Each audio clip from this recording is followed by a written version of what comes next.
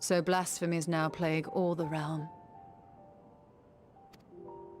It will only get worse if what Father said is true, as it did in Amarot.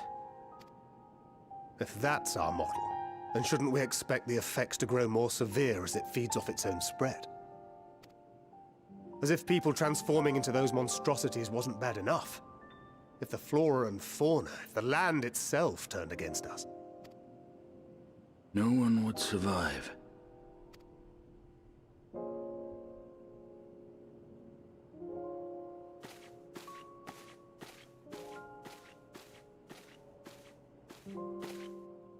Here's your order, friend.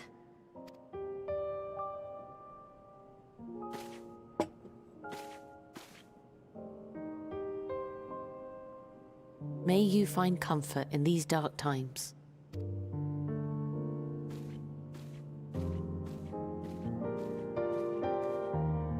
Where do we go from here? If there's one thing we've learned, fighting blindly and simply reacting to what comes will accomplish nothing. We must find a solution that addresses the fundamental cause. Before our strength is exhausted, before this crisis spirals out of control. Is there something, anything we've overlooked? If there is an answer, Hydaelyn herself will have it. 'Twas she who bound Zodiac and forestalled the final days. Alas, we have heard naught from her since the Tower of Babel. Whether she cannot or will not speak, I can only speculate. Even the flower she gave us is no more.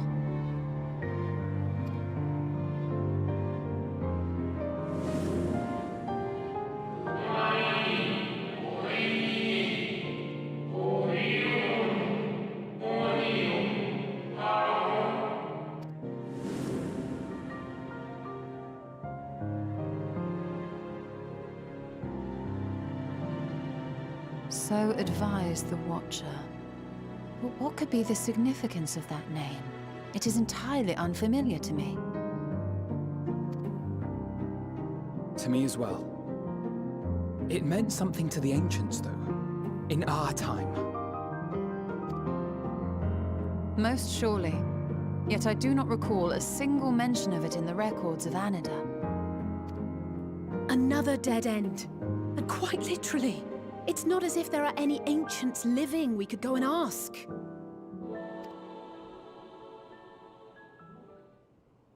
Not alive as such, but not quite dead.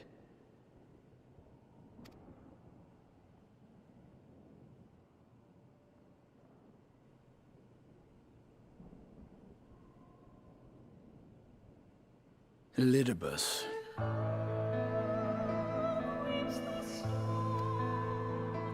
I sealed him in the white auracite of the Crystal Tower back on the first. Contained within that reservoir of ether that maintains it, ether that is returned little by little to the sea, naught may remain of his soul. However, if part of it lingers, we might be able to speak with him there.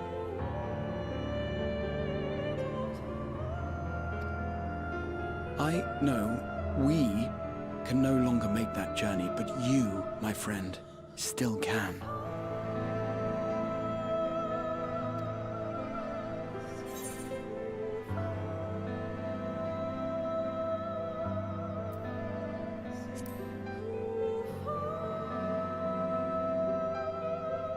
Yes, we can but act and hope for the best.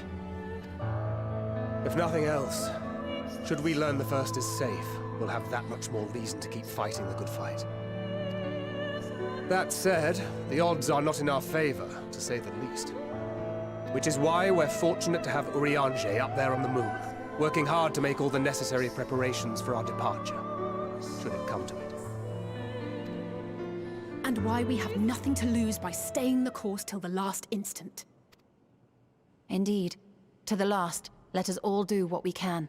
I will consult with Master Matoya and see if she knows of a way to reach Hydaelyn from the ethereal sea. and I will visit the nation's leaders and attempt to ascertain how far the final days have progressed elsewhere. Keep me abreast of your findings. I can seek out and slay the worst of the immediate threats, if only to slow the spread. Unease, terror, despair. Try as we might to suppress them, these emotions will return to harry us time and time again. But when they do, remember this. Your friends and loved ones are out there somewhere, sharing in your struggle. You are not alone.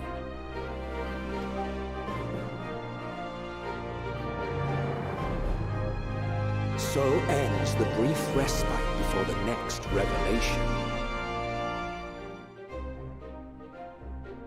Yes, so much left for you to see.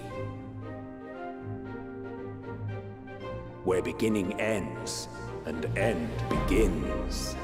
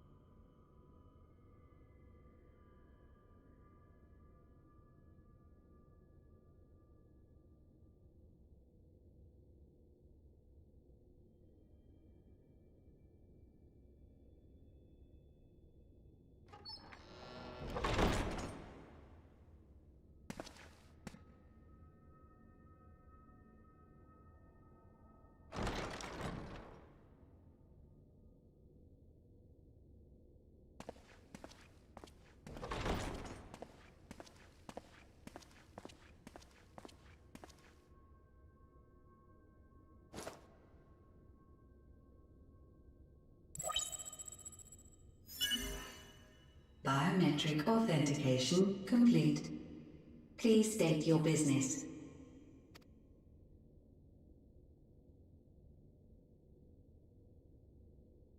Acknowledged.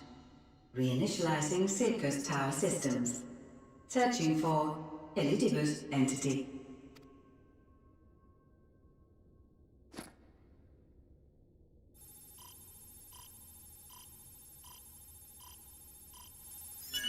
Target located in subterranean core power accumulator. Projecting image. My home. My friends. No more than a dream.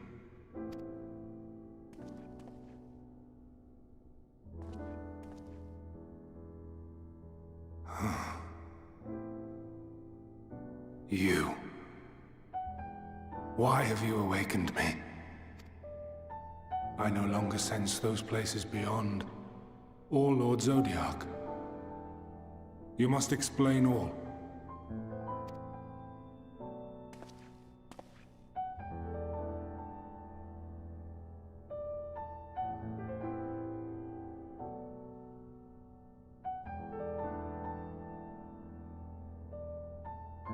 So, he is fallen, and my brethren's souls returned to the star.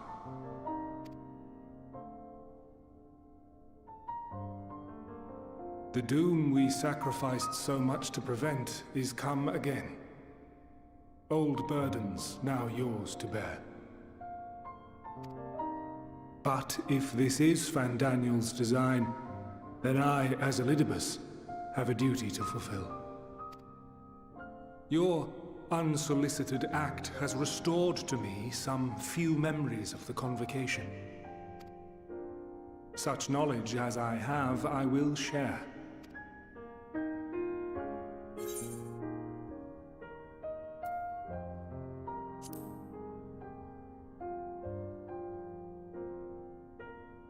Why apologize for receiving a favor of the defeated? If it sits ill, consider it payment for freeing Lord Zodiac from servitude. Where to begin? Ah, the end. Your understanding of what caused the final days is consistent with our own. The decay first took root where the currents were weakest. Yes, a conclusion drawn by him, Fandaniel. Not the him of here and now, but as I knew him, long, long ago. Having shed light upon the phenomenon, he dedicated himself to devising a countermeasure. Were it not for his knowledge of the Celestial, we would never have made the connection, and thence forestalled the final days. And though he inherited that noble soul, how different this last incarnation. So consumed by self-loathing and hate.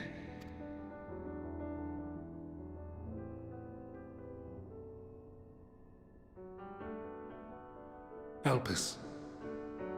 Yes, the name is familiar to me. Yet I know it not as a flower, but a place.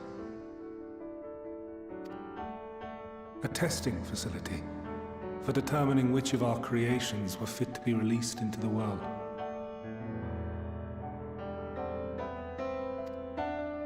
Many worked there, and before joining the Convocation and assuming the title of Fandaniel, he was their chief. He was Hermes.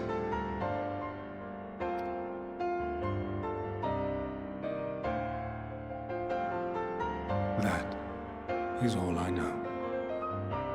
The crystals tell little of the lives the 14 led prior to their induction. Elpis itself would tell even less. Nary a ruin has survived.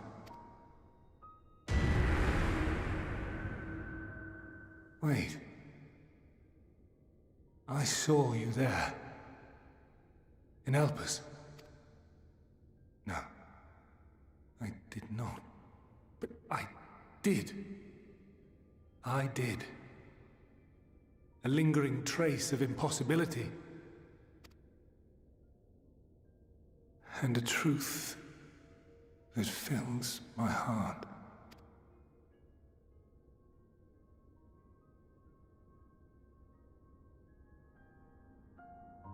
My memories remain clouded, I fear. However, they have revealed to me one possible course. You must travel to Elpis, to the time when Hermes served as its chief. In glimpsing the Exarch's memories, not only did I make his summoning magic mine own, I also mastered the workings of this tower,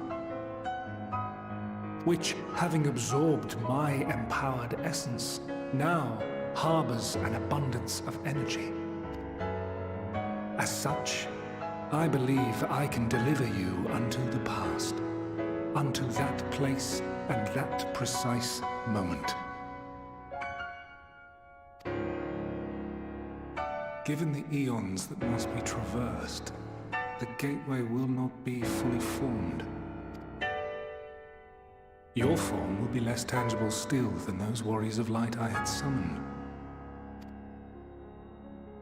In all likelihood, none will be able to see or hear you.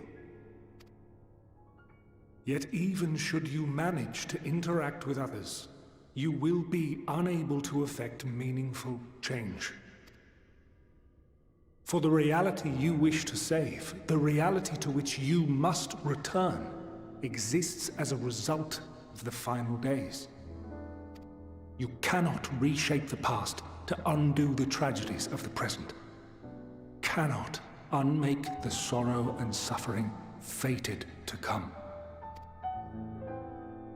In full knowledge of this, will you still entrust your life to your foe and make the journey?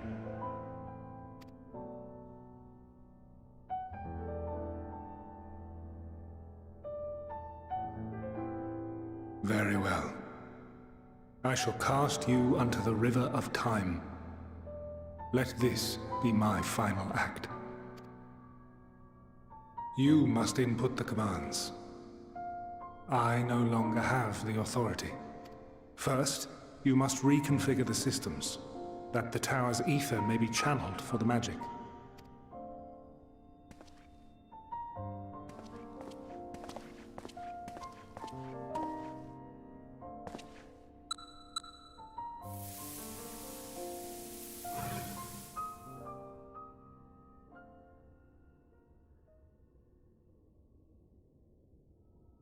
The preparations are complete. The gateway will soon open. Return at once to the Ocular.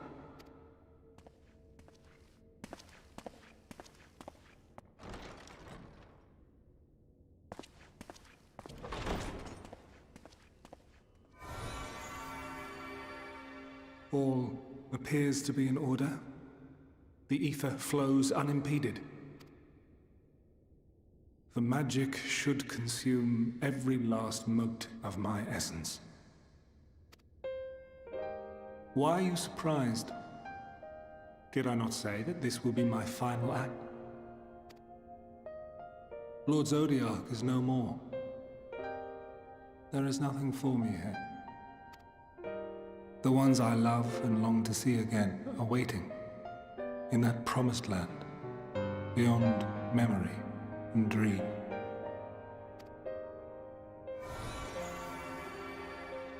Now go, warrior of light. Go, and do not look back.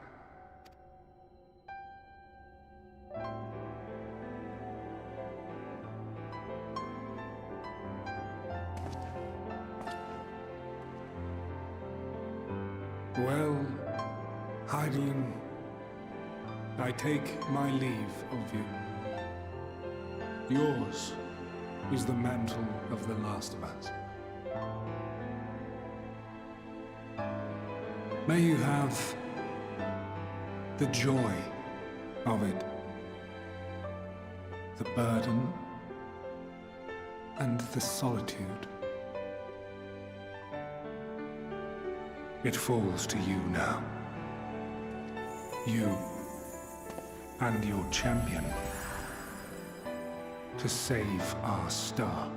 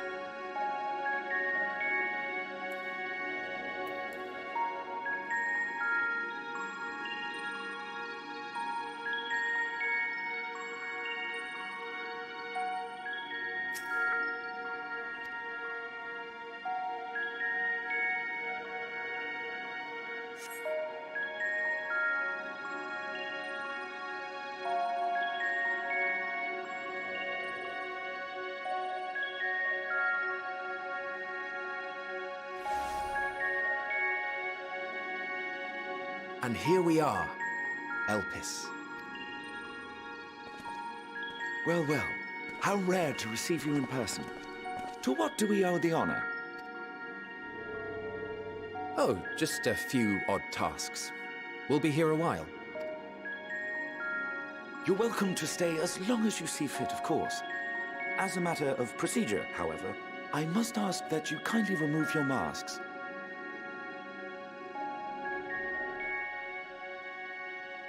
Come now. Is this truly necessary? Surely you can tell who we are.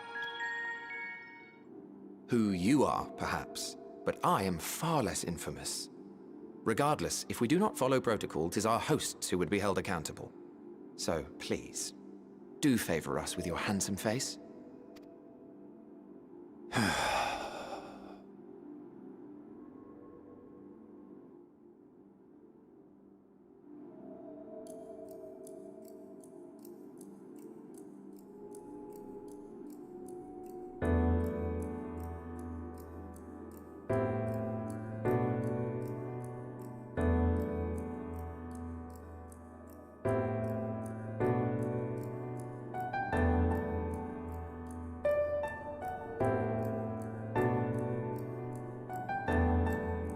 Satisfied?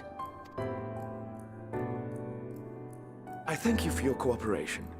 You are free to go about your business.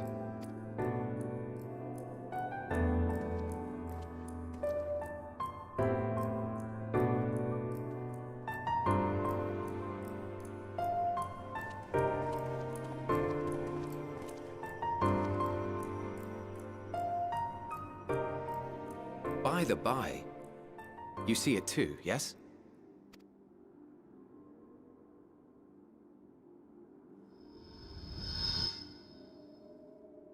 I haven't the foggiest what you're talking about.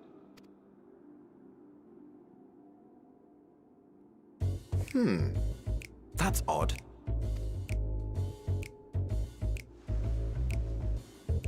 It's right here. A bit thin in the ether, but there's no mistaking it. The color of its soul is almost identical to Azem's. Do you suppose he created it? Rather unusual for a familiar to have a soul, though.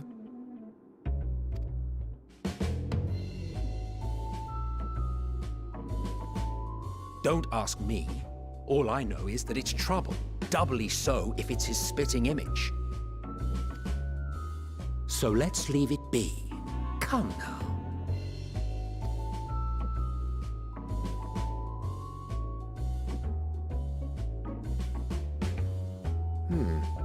It's trying to say something, but it's literally too intangible to form words.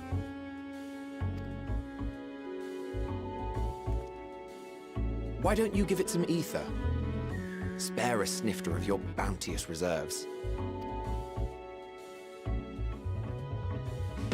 Who do you take me for? Why, a dear friend, of course. One who wouldn't let acts of kindness, such as my accompanying him on errands to far-flung outposts, go unrewarded?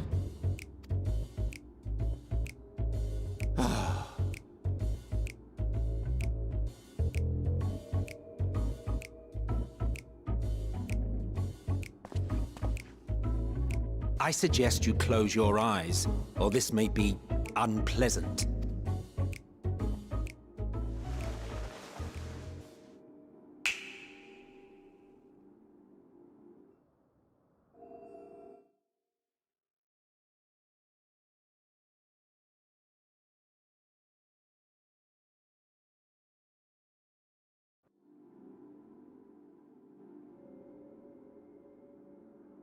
You may open your eyes.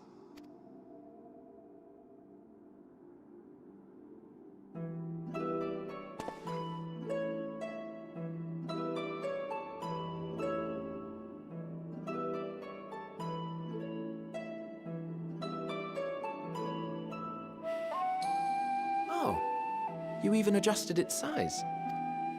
The better to indulge your whim. This way, it will be easier to communicate. How very thoughtful of you. And may I applaud your artful reinforcement. Without further ado then. Greetings! I am Hythlodaeus, Chief of the Bureau of the Architect. Sulking beside me is the most honorable Emmett Selk of the Convocation of 14. And how might we address you, my new friend?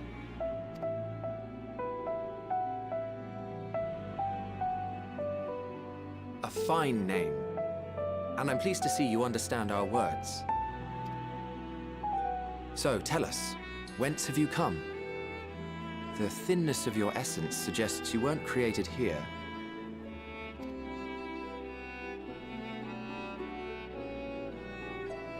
You do not know? Or cannot say? Allow me to ask a different question then. What brings you here?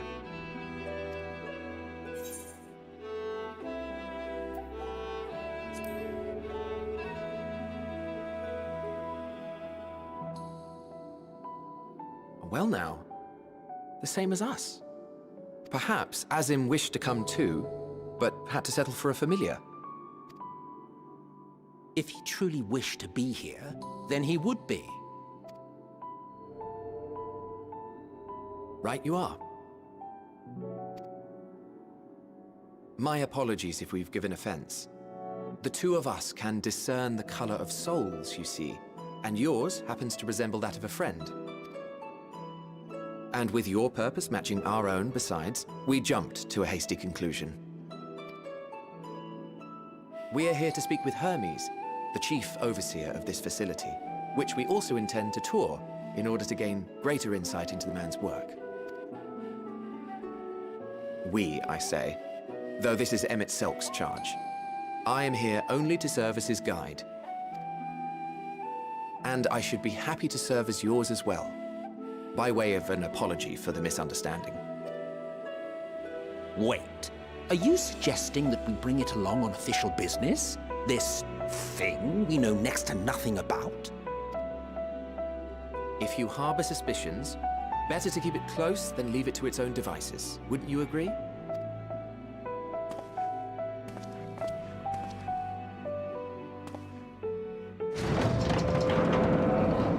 Besides, having a mysterious life form in tow is the norm rather than the exception here.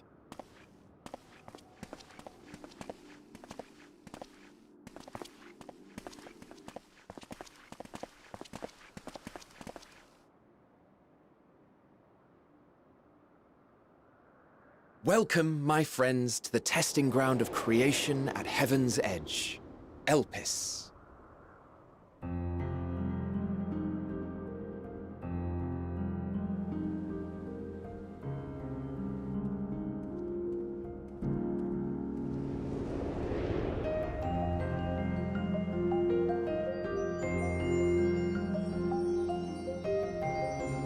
This presence.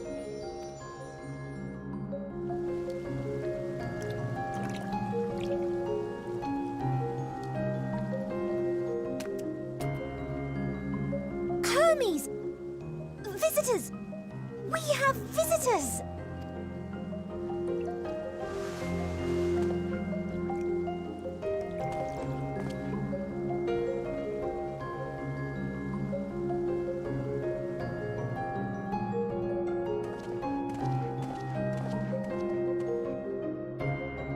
What secrets are you hiding, I wonder?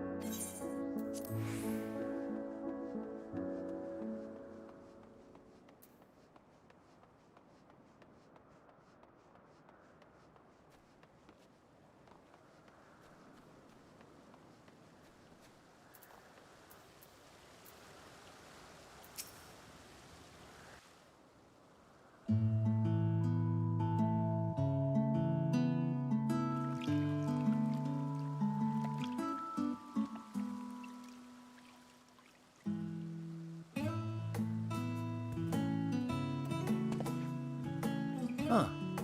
You are... Oh! Different. You're different too. You and me. We're alike.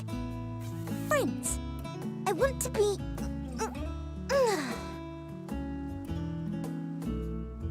Wait. Please. Wait.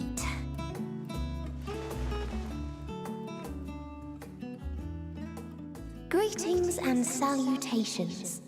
Can you hear me? Do not be alarmed. I mean you no harm.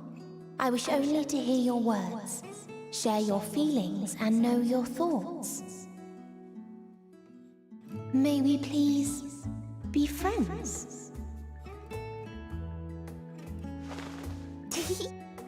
May we please be friends?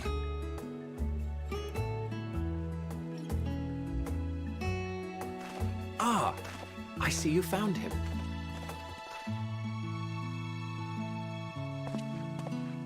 Hythlodaeus. It's been a while. Too long, I think. Too long indeed for close collaborators. On this blessed occasion, I bring not only myself, but others who long to speak with you.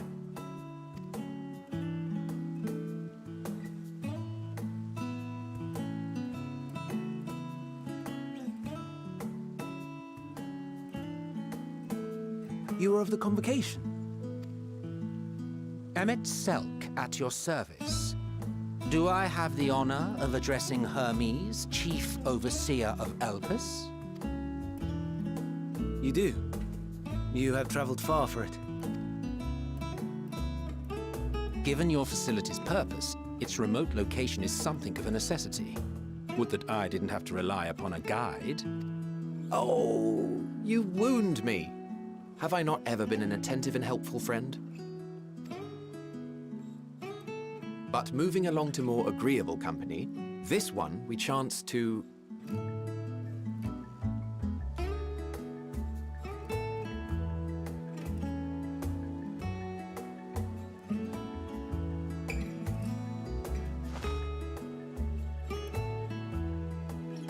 Well, you certainly have her attention. Is she one of yours, Hermes? Her name is Meteon. It means shooting star.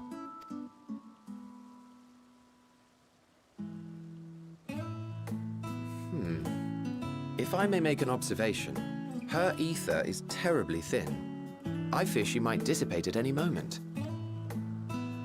Nor do I believe you've made a submission to the Bureau. I would remember such a concept if you had. I haven't, as you say. I judged it too early. She's a pet project of mine, still undergoing preliminary testing. But rest assured that I will attend in person ere long. Very well.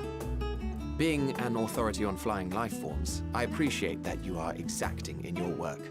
I shall look forward to your submission.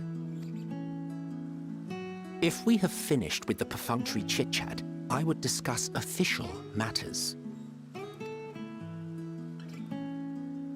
By my coming, I trust you already anticipate the subject. I have an inkling, yes. Please wait to the main building yonder. I shall join you as soon as I've returned these creatures to their homes. What's wrong, Hermes?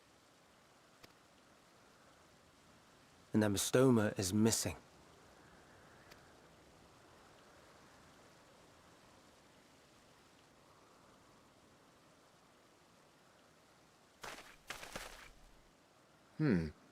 I may have found it. A creature with the self-same ether as those there, nestled in the boughs of a tree outside the grounds.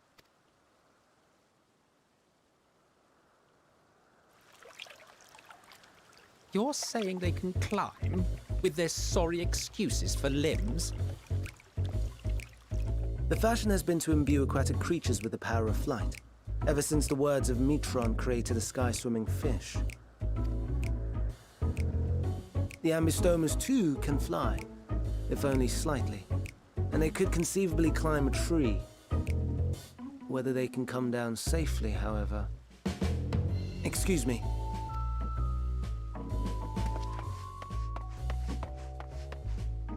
I'll help, too!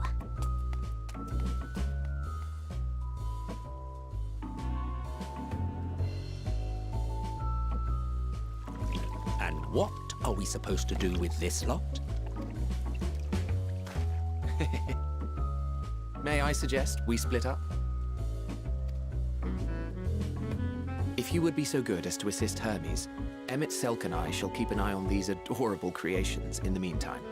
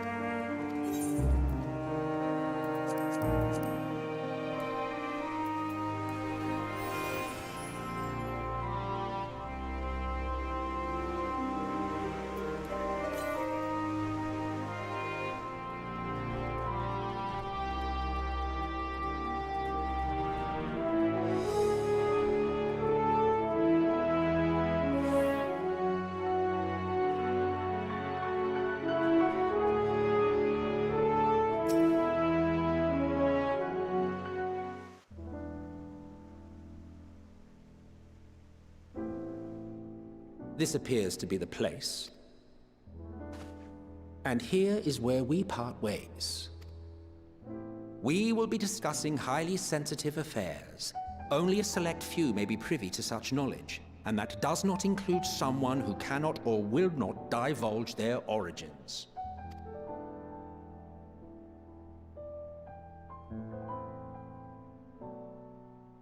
What? Will I have to remove you by force?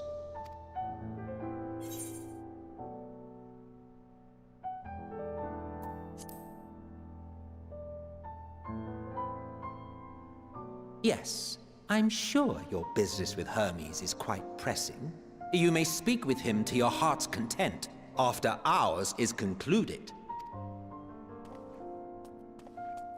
I do not object to his attendance. Hermes, this is highly irregular. Perhaps, but I believe he can be trusted.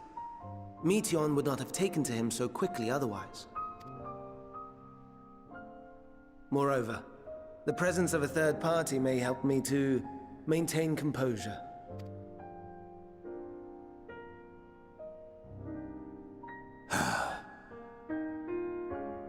As you wish, then. Behave yourself, do you hear?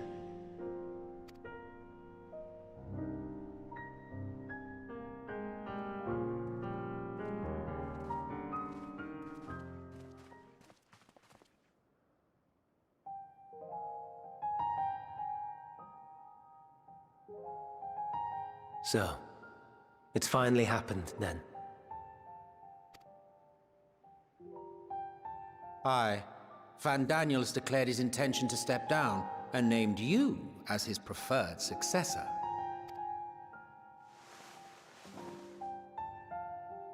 In recognition of your knowledge and your works, the Convocation is giving the recommendation due consideration.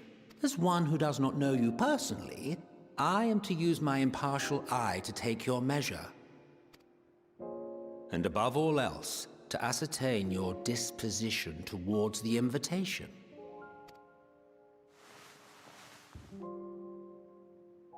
I understand that you and Van Daniel are close. He himself was once chief overseer of Elpis after all. I should not be surprised if you knew before anyone else that he wished to relinquish his office. I did. He told me that when he fulfilled his purpose, he wished to pass the torch to me. A torch you seem none too pleased to accept. Are you so averse to serving on the Convocation? No, it's not that. For a humble researcher like myself to even be considered is an honor beyond words. No. What troubles me, what I struggle to come to terms with, is the very fact that Van Daniel is stepping down. Does this not mean that he will return to the Star?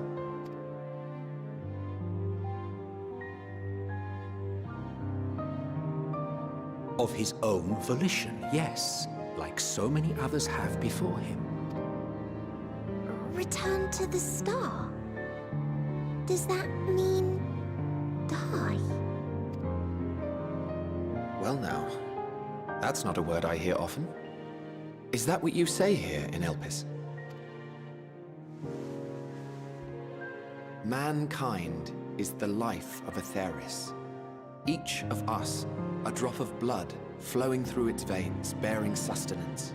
In our finite time upon it, 'tis our duty to make it a better place, that all who call it home, now and in future, may abide in happiness. To that end, we have dedicated ourselves to the pursuit of enlightened creation. And by our efforts did we transform this once untamed wilderness into the peaceful paradise you enjoy today. To return to the star whence we came is a privilege afforded to we who have so loved and nurtured it. A choice embraced by those who have lived their lives to the fullest, in service to our world. And when they depart upon this journey, it is beautiful, always. The 14 are no exception. 'Tis believed no occasion is more felicitous than the fulfillment of one's duty.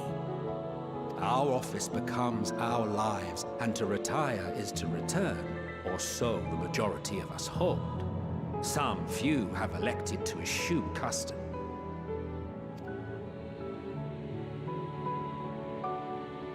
Mayhap you feel Fandaniel's deeds do not warrant his return. Yet you should know his accomplishments as well as any. During his time, he conceived of countless outstanding concepts. And channeling the wealth of experience he attained here in Elpis, he brought forth many new specimens. I know of all this. I do. It's just, I cannot fathom why someone so great and wise, who could still do so much good, would want to end it all.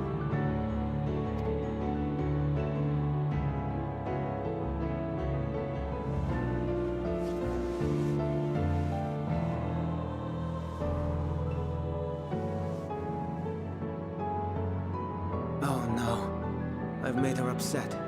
Forgive me. I know I requested your presence. Might I trouble you to take Meteon outside? A change of scenery would do her good.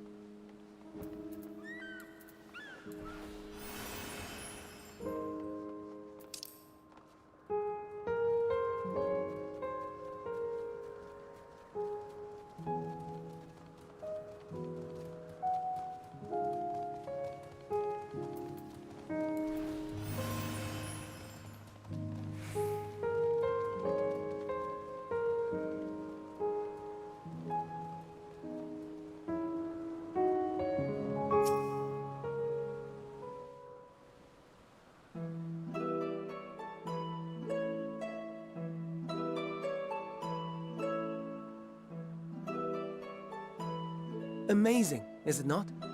The Ampelos, one of our newest subjects.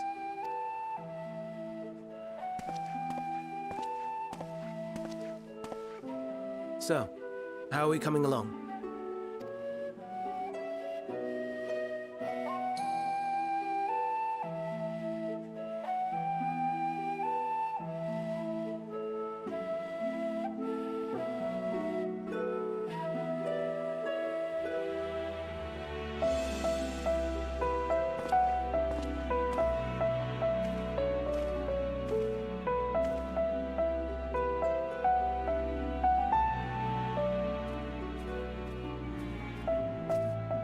This place is Elpis. Those flowers. Elpis. Entelekis. Like me.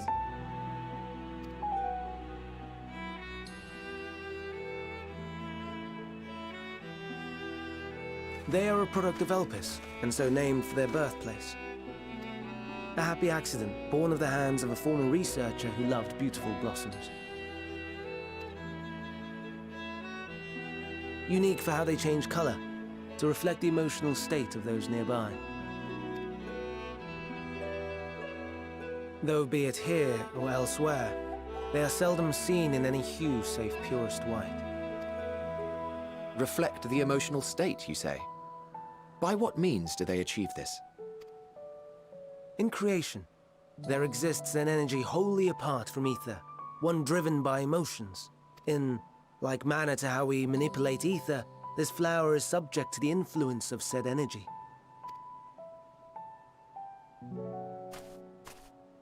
While it has no will of its own, it is sensitive to the prevailing emotion in the vicinity, and reacts by altering its color and vibrancy.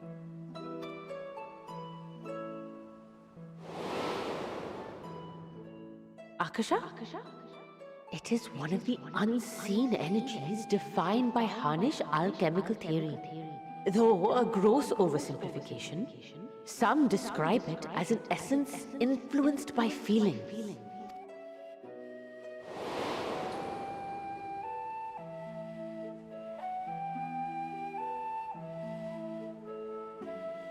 Akasha.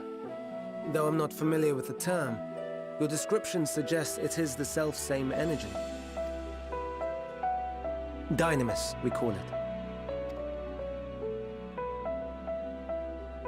And those entities like the Elpis flower that have the ability to interact with this energy, converting emotions into tangible phenomena, are Antelekis.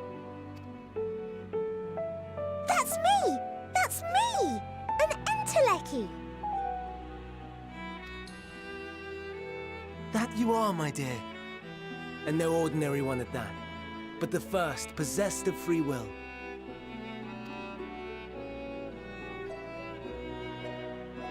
Wait! A form of energy other than ether? Dynamis? I've never heard of such a thing. Hardly surprising. Dynamis cannot be seen, much less felt. And though its existence has long been theorized, we had no proof until the flower's serendipitous creation. What's more, Dynamis is far weaker than ether. Under normal circumstances, its effects are drowned out by the latter. On account of which, beings comprised of and reliant upon the ether, like you and I, are unable to make practical use of Dynamis. 'Tis a truly esoteric thing, known to but a select few scholars. Intriguing. Then, given the limitations you described, why create Meteon?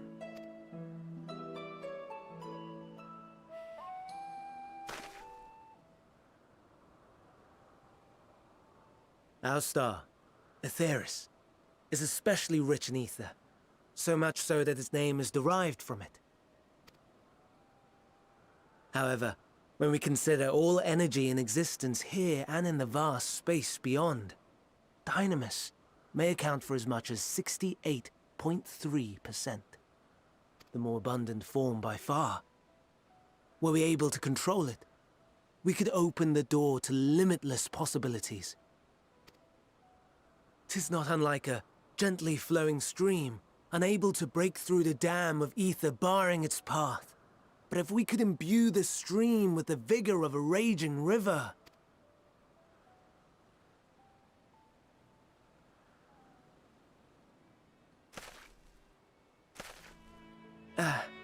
not that I have such grand ambitions. Nay. I merely wish to create a being that could traverse the great expanse.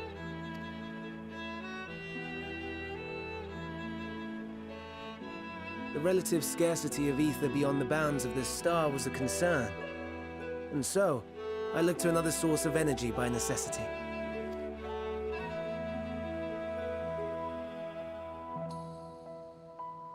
That being Dynamis. No wonder her ether is so thin. Precisely. Yours is thin too. Like an Enteleki. Like me. So... are we the same? Entelekis.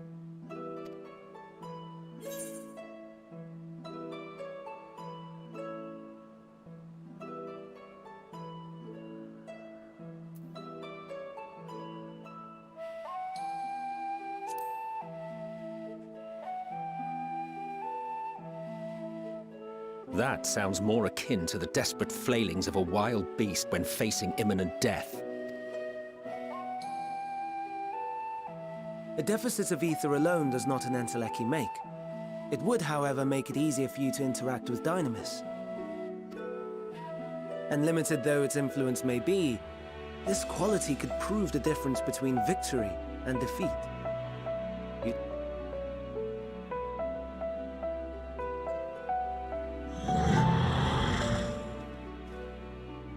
Oh dear. I'd forgotten about the poor fella. You must excuse me a moment while I go and verify a few more things.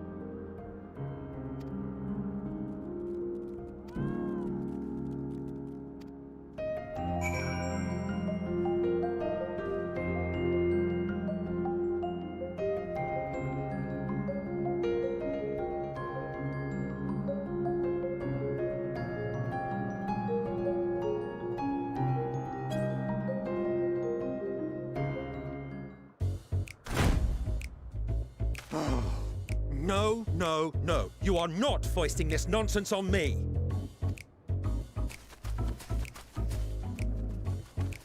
I'm given to understand you have the power to help the Charybdis, and should be quite willing to do so. And so I appeal to your better nature, most benevolent Emet-Selch. Please teach her to fly. Or else Hermes will transform. Right now.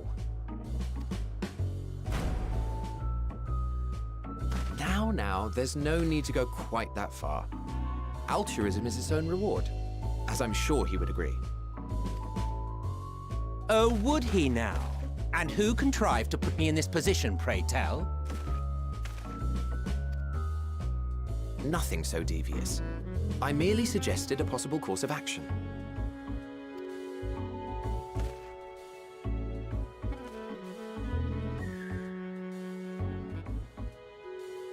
Please, Emet-Selch. Please.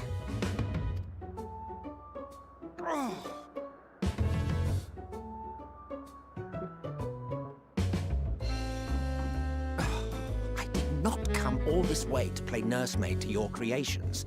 I'd thank you to remember this favor and let it be the last.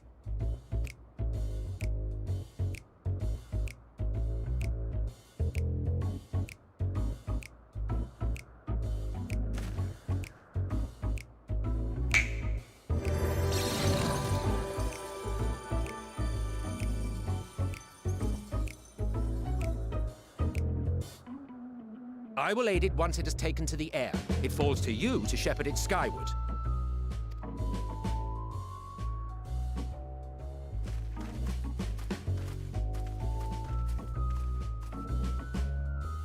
Well, let's relax and enjoy the spectacle, shall we?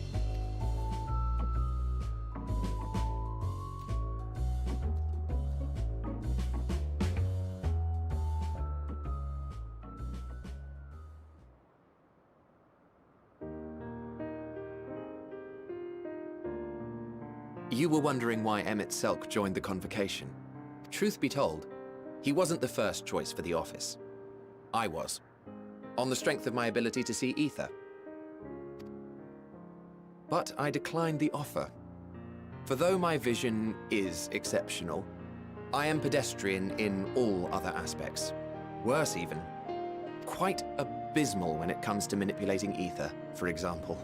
Couldn't transform even if I had a mind to do so. What good is the ability to perceive a problem if one cannot act to address it? Emet-Selch has no such shortcomings. He excels in vision and manipulation both, the latter to an extraordinary degree. If there is a mage more powerful, I do not know of them.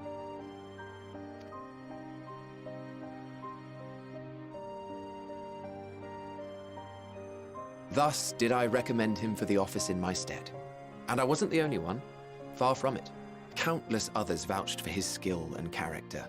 People the world over, to whom he had previously lent a helping hand.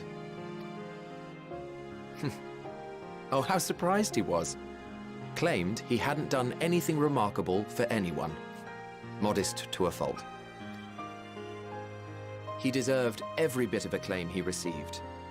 Yet he may well have gone unappreciated were it not for a mutual friend. A singular soul who can't help but involve himself in the business of others. Where he walks, excitement is certain to follow. His antics irritate Emet-Selch to no end. But much of his grumbling stems from genuine concern. When our friend calls, he never fails to answer and lends his talents.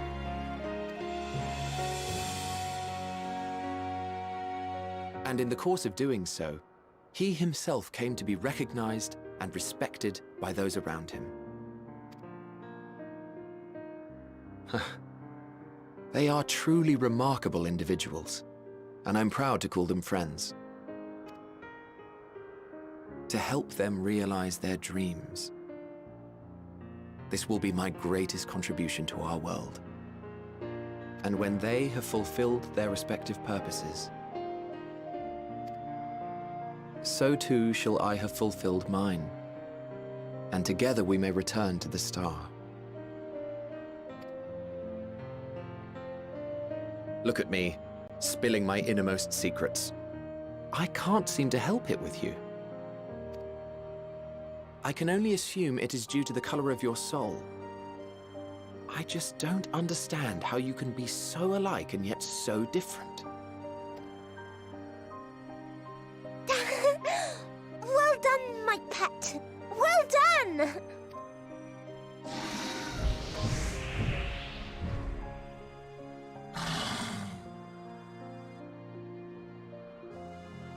Ah, yes. I dare say the Charybdis will be fine here on. Why don't you go and signal to Emmett Selk? Let him know that his arduous task is at an end.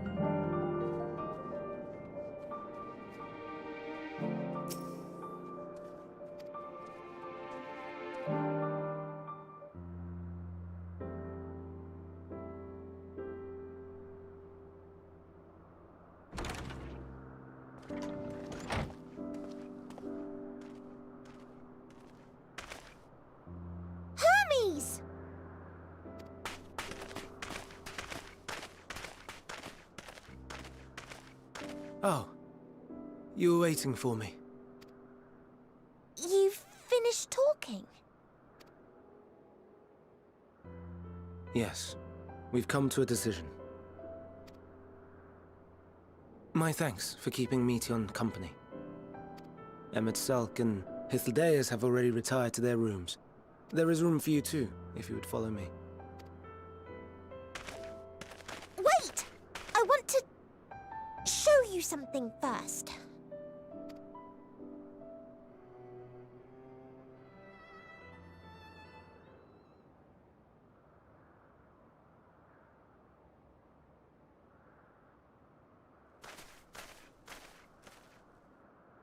Elpis flowers? Go on.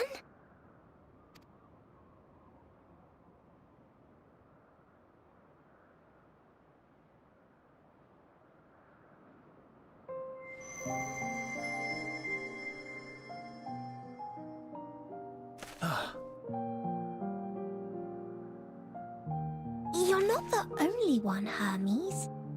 Others feel sad too. You're not alone.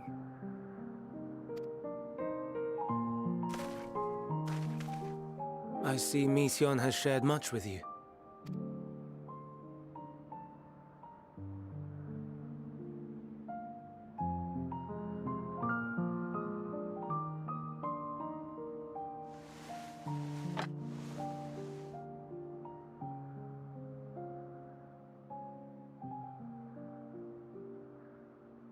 May we talk a moment?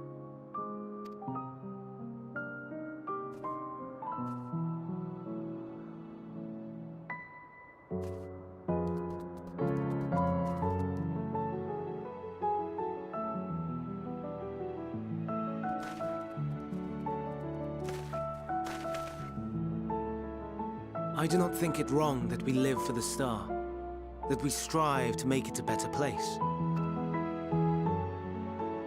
And yet, in carrying out my duties here, there are times when I am plagued by doubt.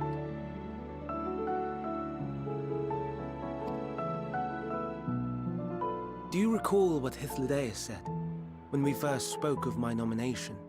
Death is the privilege of those who have fulfilled their purpose, a choice they embrace of their own free will, and when they depart, it is always beautiful. Perhaps it is, but only for man.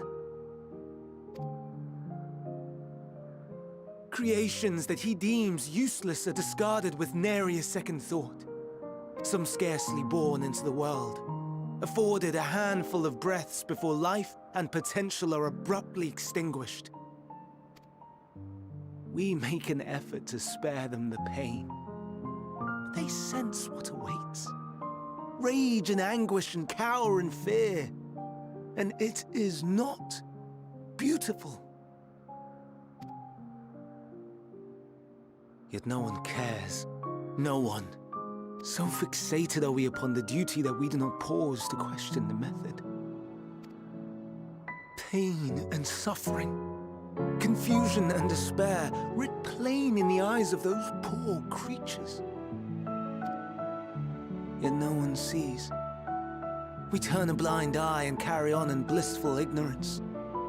Not amiss. And always, always the blossoms shine pure and white. A contradiction so blatant I could scream, want to scream. How can you all accept this aberration? Then I wonder, am I the aberration for thinking thus? And I am filled with dread.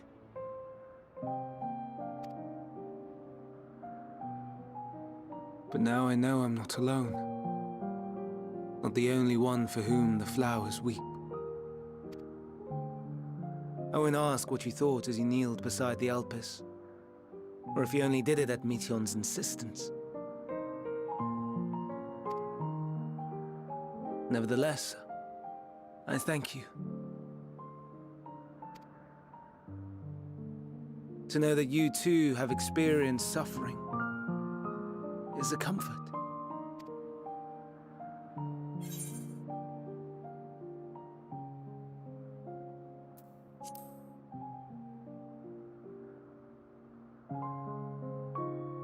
Lest you misunderstand, I derive no pleasure from your pain. It's just the fact that you are still here in spite of your suffering gives me heart.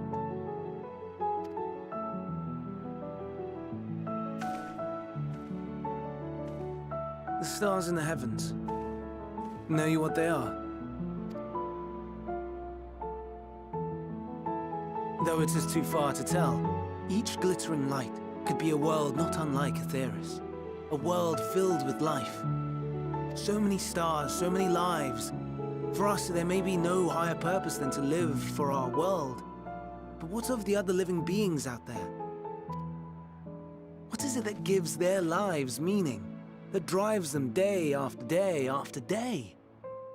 To pose that question to our undiscovered cousins, I created beings of Dynamis, who can traverse the vast emptiness between the stars.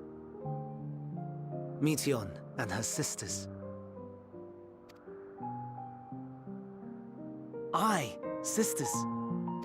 She has a great many of them. And they have already departed on their journey, traveling to one star and then the next in search of life. As one might expect, exploration on such a grand scale is rife with difficulties, and thus far I've naught to show for it. But I have faith that we will make some manner of discovery ere long. And when we do, I should be glad to share our findings with you, in gratitude for your kindness. It's getting rather late. We had best find our beds. It would not do for both of us to be sleep-deprived on the morrow. Come, Meteion. Let's head back.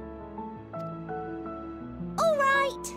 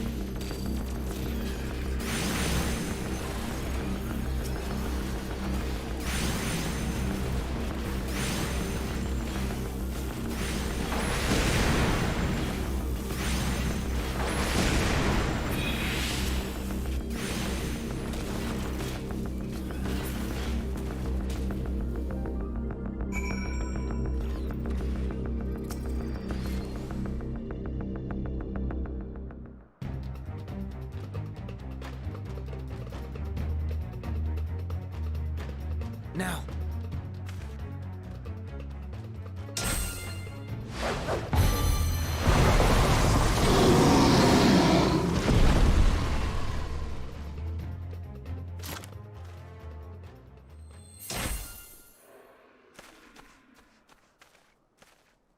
Oh. Forgive me. Please, forgive me. May you and your kin find peace. Wherever your souls may drift in the underworld, may you find tranquil seas.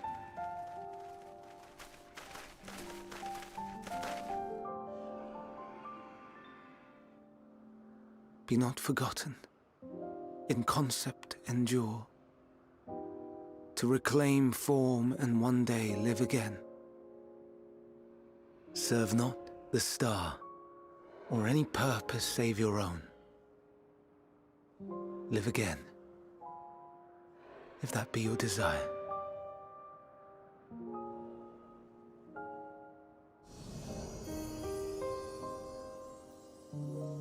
Hate, if that be your want. We are worthy, but leave your suffering behind. Lay down your burdens, be born anew.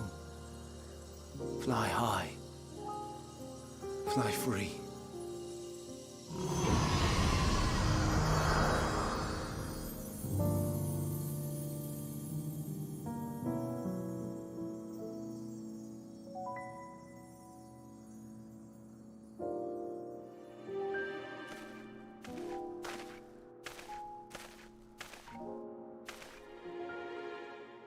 Join the convocation, Hermes.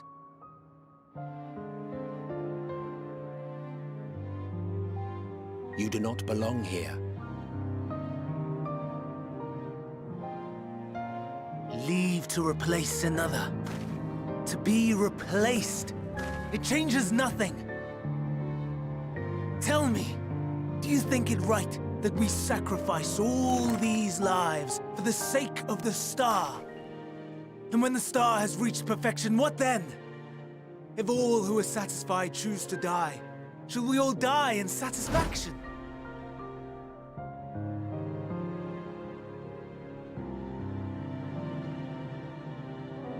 I do not know. Were I to take up the seat of Fandaniel, it would be tantamount to approving my predecessor's death. I do not know if it is right. And to be torn by such thoughts, I do not know if I am fit to represent mankind. Hermes! Please don't be angry. It hurts so.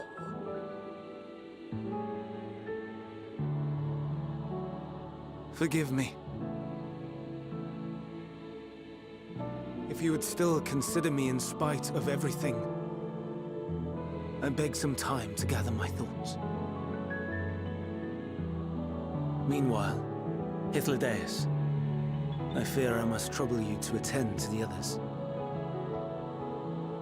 'Tis no trouble at all. Take as long as you require.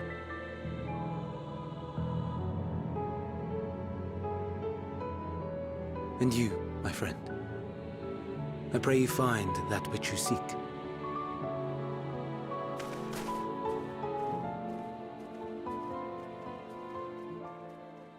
I expect we have some few matters to discuss.